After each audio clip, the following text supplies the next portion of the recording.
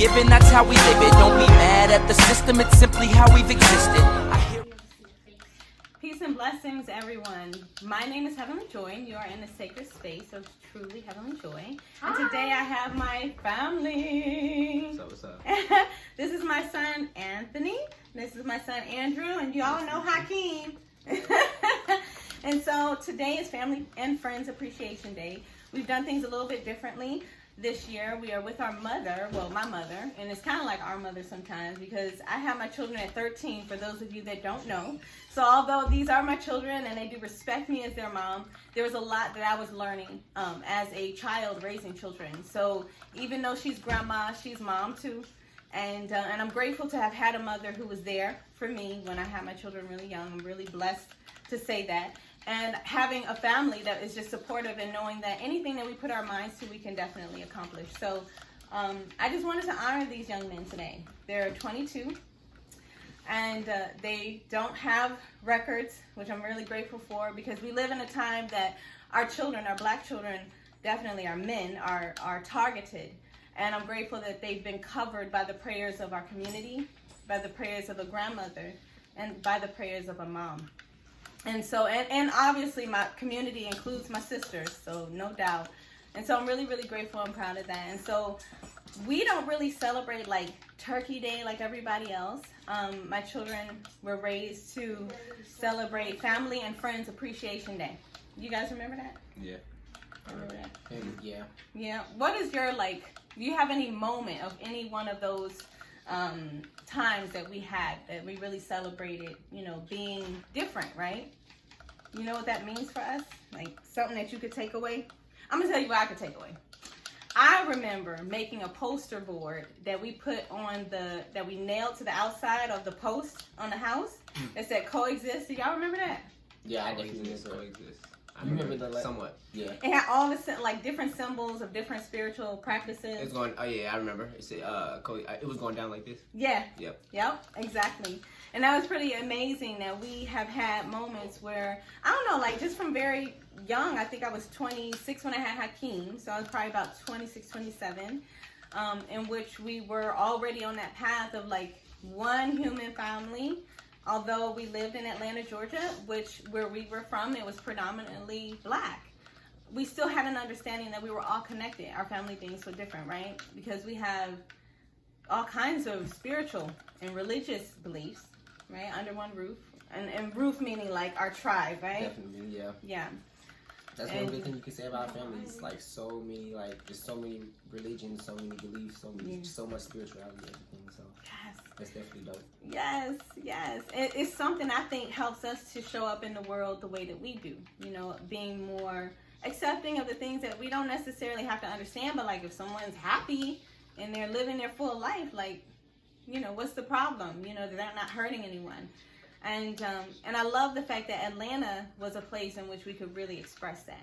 You know, the varying spiritual practices, the combinations. I mean, I was wearing full hijab, you know, rocking an ankh on my chest. You know what I mean? Like, yo, I mean that you had such an awakening, like, and covering because I wanted to cover, because I feel like as a queen, you know, that I personally feel good when my head is covered or I have locks in, or sometimes my hair is curly, but my body is covered, because there's something about that to me just seems like that's something that I can keep sacred. You know what I mean?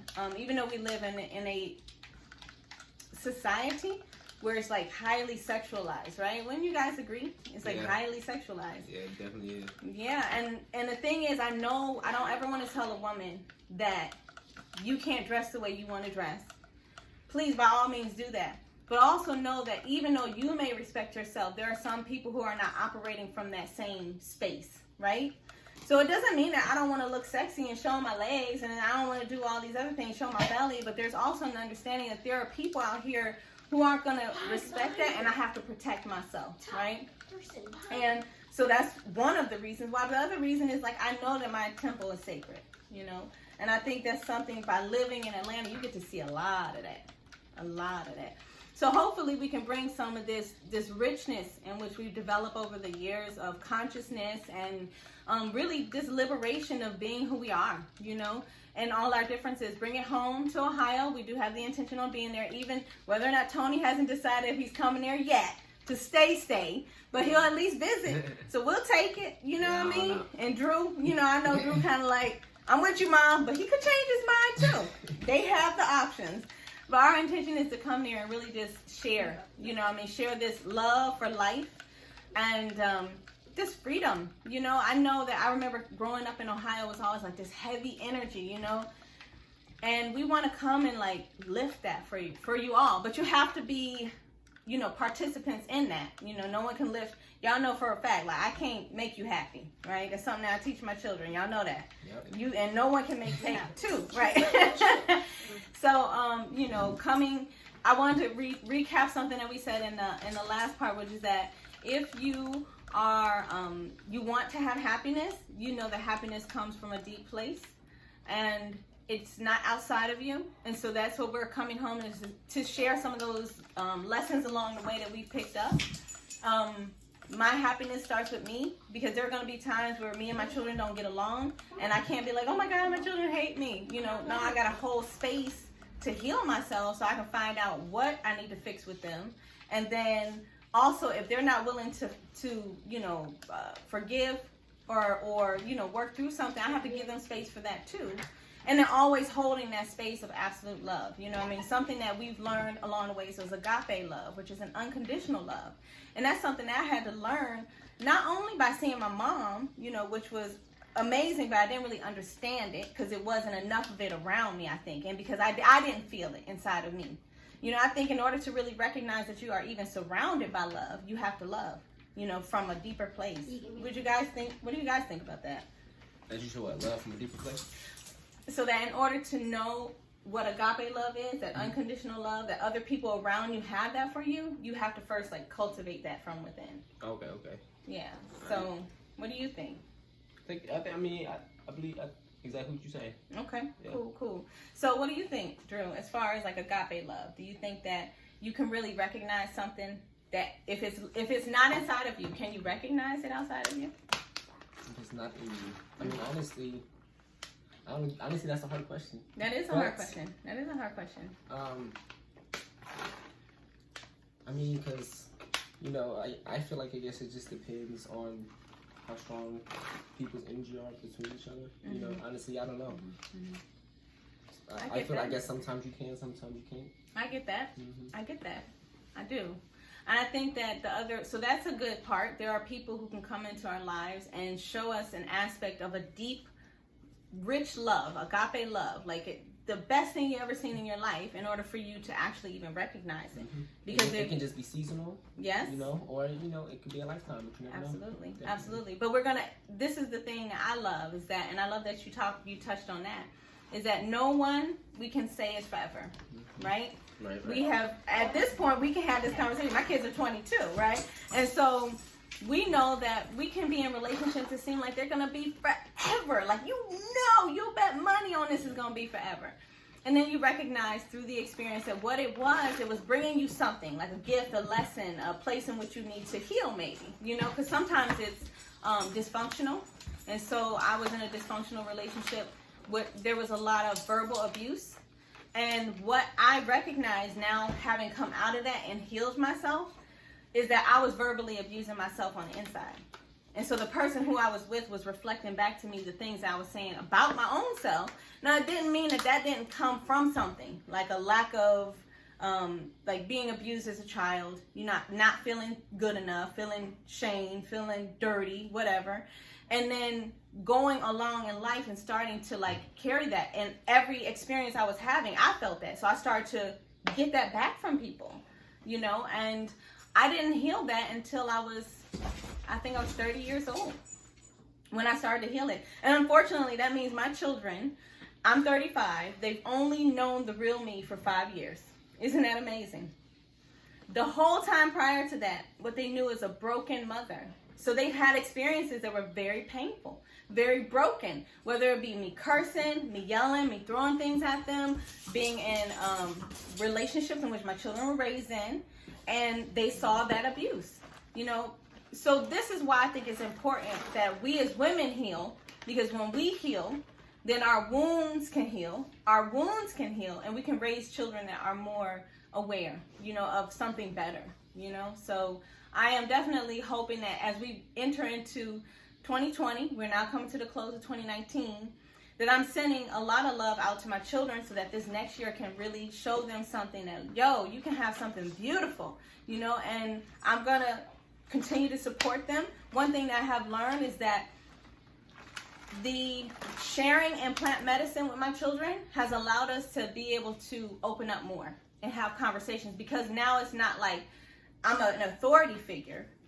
I'm here with them, helping them and guiding them the best way I can, but I respect them as adults who are or grown-ups who are going to make choices based on what they need for their life and their mission and their purpose.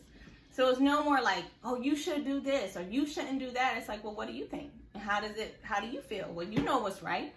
Check in with yourself. Don't I tell y'all that? Yeah. Check in, right? Like, I don't know. I can't tell you what to do. Right? I mean, for real. Do I tell you that? Or do I tell you what to do? No, you tell me. No, because every time I ask you, like, for advice, like, you give me, you know, you give me advice, but it's like you can't tell me exactly the answer. Because you always just, you know, just tell me, like, you know, just a lot of different, I guess, things you've been through and all that, you know, and just, I basically just have to, you know, get that figured out myself. Everybody gonna go through different things, you know what I'm saying, in life. Even though, you know what I'm saying, we all been raised together and stuff, you know, Andrew still go through different things that I go through. I done been through a lot of stuff that Andrew ain't been through. Right. I know Andrew done been through a lot because I ain't been through. You know what I'm saying? Same. But yeah. Same. And isn't that interesting that we can all live, and this is a dynamic, right? That I think my sisters and I are on to this. We're going to do guys, I'm telling y'all, my sisters and I, we're going to be doing these women's groups and healing as sister circles. I just can't wait. And then we're going to expand it beyond there once we get our brothers on board. But I want to say that, you know, we can live under the same house, the same roof, and have entirely different experiences. It doesn't matter if you're a boy or a girl, if you black or white, what sexual way you want to express yourself and love. None of that matters. We all are having a completely different experience. Why is that? It's the only thing that I can come up with is that each and every one of us has our own gift to give to the world.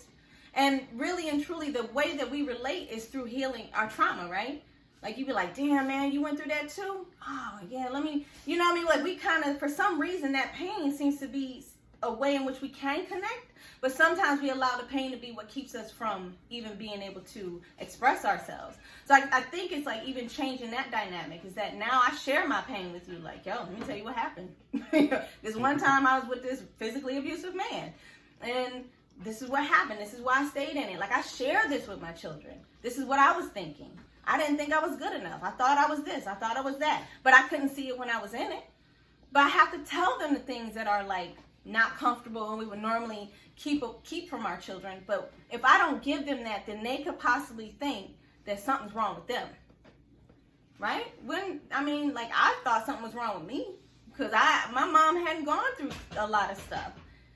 And my dad ran away from Puerto Rico at 18, never to tell us what really happened. So I had nothing to like gauge what's good and what's not good.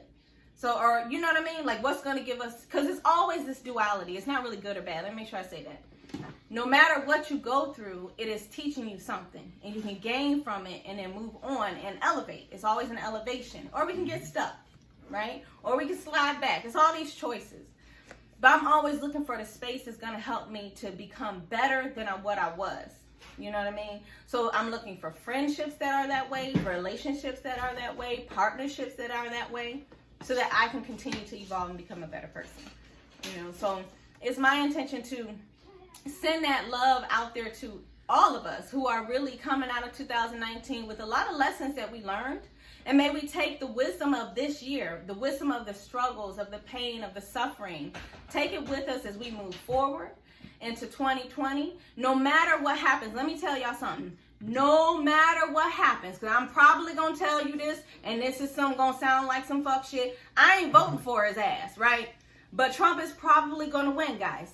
But do not let that hit you so hard that you don't move forward and win. Because that's the thing that they're counting on, is that you're going to give up. You're going to say, fuck it. They don't give a fuck about us. Burn this bitch down. Don't burn your shit down. Get your money. Okay? Get your money here. Have businesses. Open businesses. Get your dues. And do something else. Go somewhere else with it. Okay? Go somewhere else with it. You don't have to necessarily keep it here.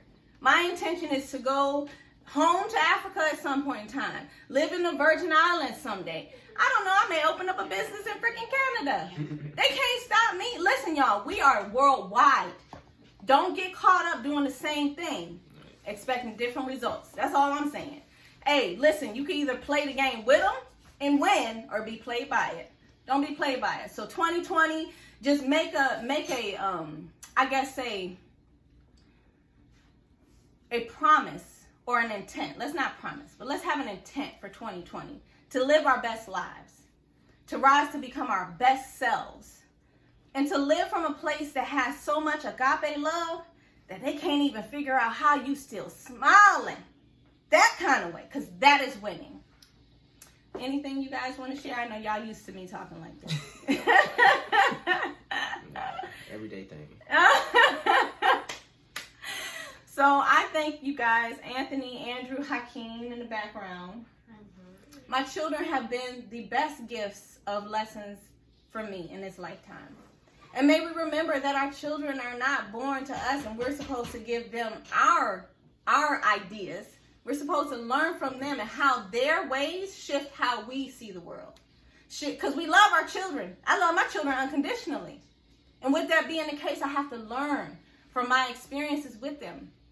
And so let that be your guiding light. Let that be the way in which you show up in the world. 2020, baby, we gonna win. One human family. That's what we talking about. Don't matter your race. I don't care who you're sleeping with. I don't care about how your hair look. Listen, do you, boo, because I'm going to do me. You know what I mean? So may the peace of the divine continue to guide you. We out, y'all. Peace.